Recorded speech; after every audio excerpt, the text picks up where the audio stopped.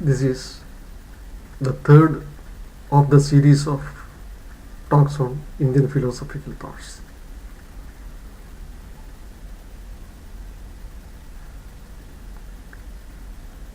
Today we will discuss about the saying in Bible that God has created man in his own image. What is the Indian philosophical thinking about this? Let's examine that.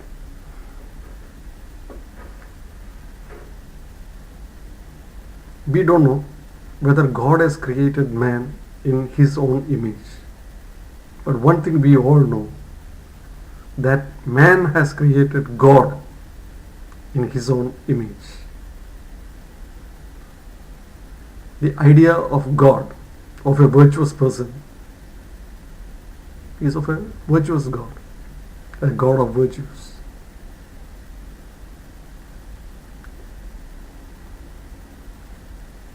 A drunkard's God gets offering of liquor by his devotee. The idea of God of a terrorist is a bigger terrorist sitting in heaven.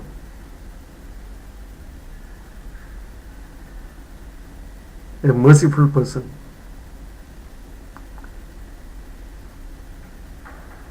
As the idea of God as a very merciful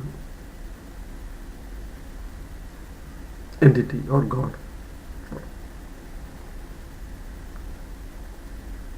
So each one has created God according to his own ideas, like in his own image.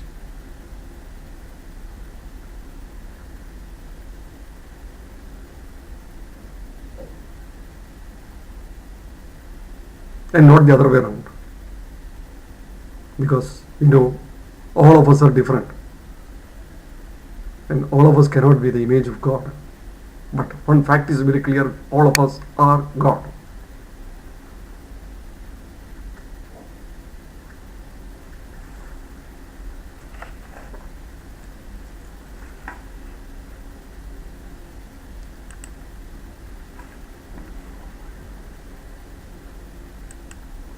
All images and objects we see around us are illusions as per the Indian philosophy. They are only energy that exists. It is the same as what science says. All matter can be converted into energy and energy can be converted into matter, but actually there is no matter that exists. It is only an illusion. Only energy is existing. When we see an object before our eyes, what happens is the light rays from the object comes to our eyes, which is transmitted to the brain. When the brain recognizes the object or sees the object, it is not the whole object that comes into our brain. The object is still remaining outside of us only. The object doesn't come into our brain. It is only the light rays from the object reaches our eye, which is recognized as that particular object. Similarly, when we touch an object, that touch is transmitted to the brain, which recognizes that such an object is there. So, if we can produce the same changes in the brain without either seeing or touching, the same vibrations or electromagnetic waves which were transmitted through the eyes to the brain to see the object outside, if can be created without even seeing the object outside, then also we can achieve the same thing. We can perceive the object without touching. We can perceive the object outside without that object being there, provided we can stimulate the brain in the same fashion it has got stimulated while we see an object outside. So even without having an object outside, by just changing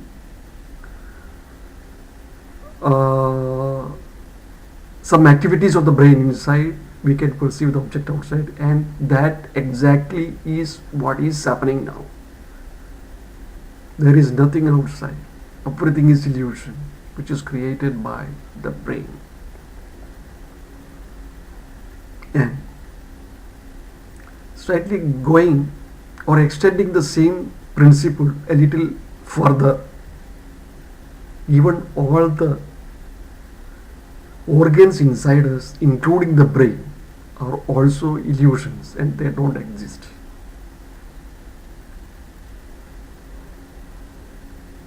Because their existence is also perceived by mind. And a little further, if we go, even this mind does not exist. That itself is an illusion. What really exists is not object, not mind. It is only existence itself. The state of existence, that is what exists. Nothing else exists. The state of existence that exists is called the Satchidananda in Indian philosophy. Sat means existence, Chit means super consciousness, and Ananda means bliss. These are the only three attributes that God is having: that existence, super consciousness, and blissfulness. No other attributes. When attribute comes, it descends to the level of mind. And then mind transforms into the physical object.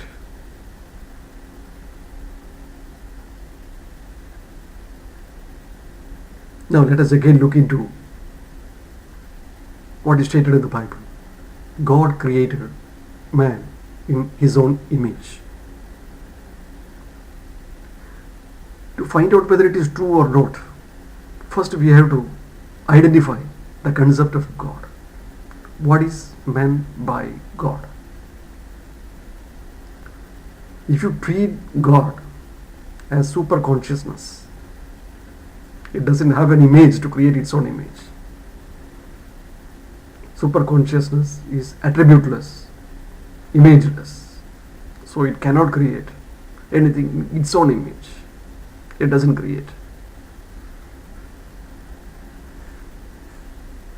It neither creates, nor sustains, nor destroys, because it is ever present, ever existing, ever full. Yet, when that super consciousness gets tarnished by attributes, it comes down to the level of mind. When it becomes mind, then what is said is completely true. God creates man in his own image is true at the stage of mind, when we treat God as mind. In fact, what mind thinks only becomes. Mind transforms into the objects. So it is 100% true, the saying, at the level of the mind. Mind, bodies, physical realities, everything is God. There is nothing other than God that exists, nothing other than consciousness, super consciousness. So in that way, if we consider mind as God, we can say that God has created man in his own image. But at the higher state of super consciousness, this is not true. He doesn't create, he doesn't sustain, he doesn't destroy anything, and he doesn't have an image to create something in his own image. Thank you very much.